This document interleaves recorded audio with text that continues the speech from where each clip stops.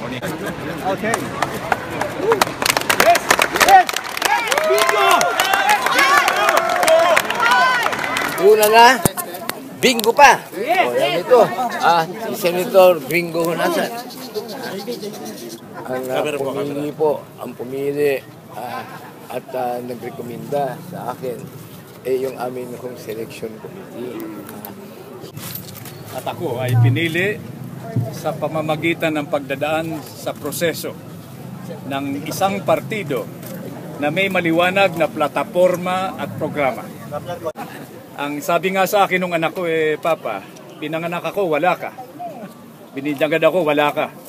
Nag-graduate ako ng high school, wala ka. Nag-18 years old ako, wala ka.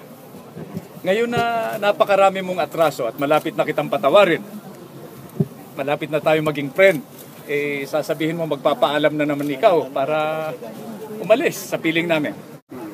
Naunawaan nila na ito ay tawag ng pagkakataon at this is a sense of duty. I'm a good soldier.